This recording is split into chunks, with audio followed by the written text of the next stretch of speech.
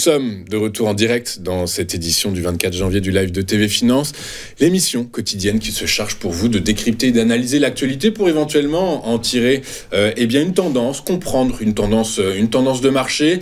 Et maintenant il est l'heure, comme tous les vendredis aux alentours de 9h25, 9h30, de retrouver le directeur de la recherche de FI Advisor Valcamp, Éric Galliègue. Bonjour Éric. Bonjour Louis-Antoine. Bonjour Éric, merci d'être avec nous ce matin. Éric Galliègue, vous êtes donc directeur de la recherche chez FI Advisor Valcamp.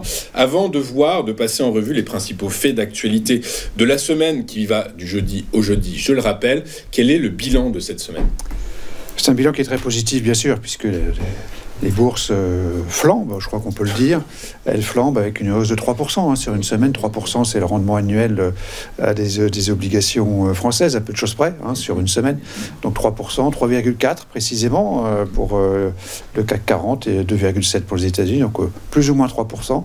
Et cette fois-ci, une hausse de l'euro qui a rebondi après donc sa forte baisse depuis quelques semaines, une hausse de 1% de l'euro contre le dollar. Ok, très clair, merci Éric. On va donc commencer ce tour de l'actualité de la semaine avec, vous avez décidé de choisir, de mettre en avant, en exergue, les premières mesures de Donald Trump.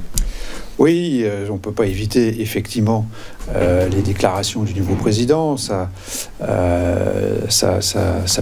prise de serment, son serment lundi, et donc ses premiers décrets avec...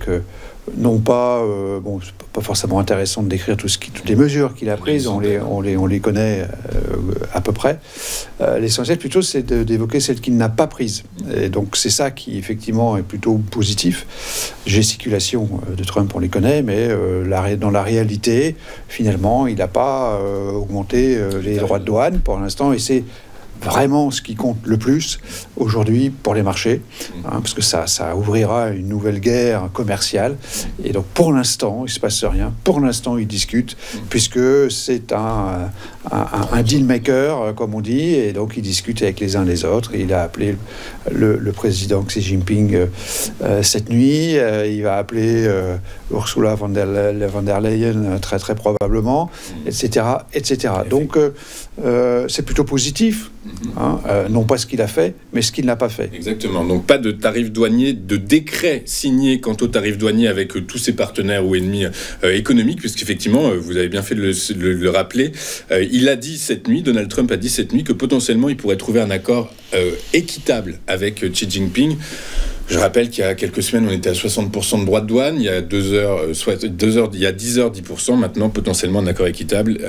Donc Donald Trump qui fait du Donald Trump, c'est-à-dire qu'il est totalement imprévisible. On poursuit avec Donald Trump, cette fois-ci, qui a annoncé un projet faramineux dans la tech US.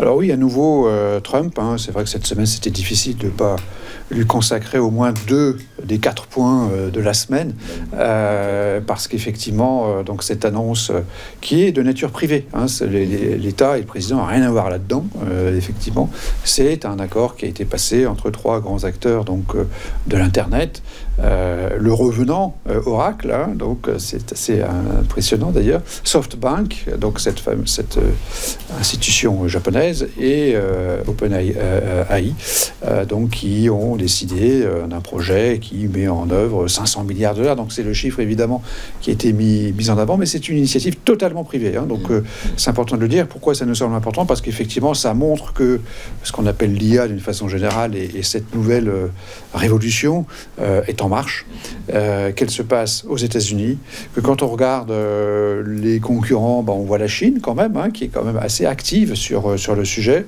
et puis on nous voit nous un peu miséreux sur le sujet, sachant qu'on a évidemment des choses à faire. Il ne faut pas les dévaloriser non plus, mais c'est vrai que ça montre quand même la force, la puissance des États-Unis, leur volonté, leur volontarisme.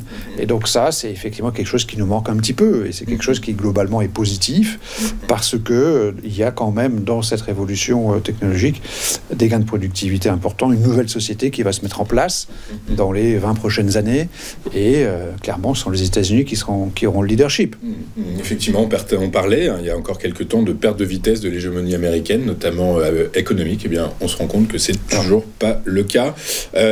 Troisième point à voir, la croissance chinoise qui a atteint ses objectifs, peu ou prou, ce sont des données officielles, mais on est à 5% pour 2024. C'était l'objectif de Pékin. C'est une bonne nouvelle, même si on sait que les chiffres sont un petit peu faits à la main, hein. C'est ce qu'on dit de l'appareil statistique chinois.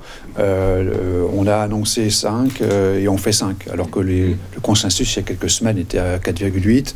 On a fait 5%. C'est plutôt une bonne nouvelle, il faut l'accueillir en tant que telle. Ça ne remet pas en cause la baisse tendancielle de la croissance chinoise, comme on le voit apparaître sur le graphique, hein, puisqu'on est passé de 7% 2016, 17, 18 à 4%, 4,2 attendu pour 2026.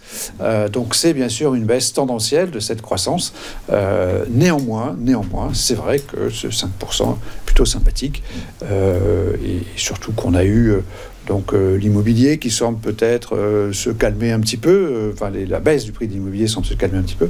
C'est vrai aussi que ce 5% a été conquis probablement à partir d'exportations exceptionnellement élevées, dans l'attente justement d'une taxation douanière à l'importation. Donc bon, voilà, c'est un point qui néanmoins, selon nous, méritait plus sain. Exactement. Quand on regarde dans le détail les données du PIB chinois, eh bien c'est au T4 qu'en fait la croissance s'est faite avec les exportations.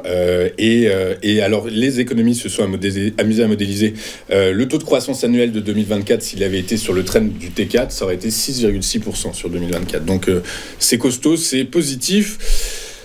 Dernière actualité, les émissions obligataires en Europe qui ont atteint, alors surprise, mais qui ont été énormément demandées. Alors oui, c'est vrai que de ce point de vue-là aussi, dans le chapitre financier, des activités financières, on a donc des adjudications d'obligations publiques qui ont été remarquablement couvertes par la demande.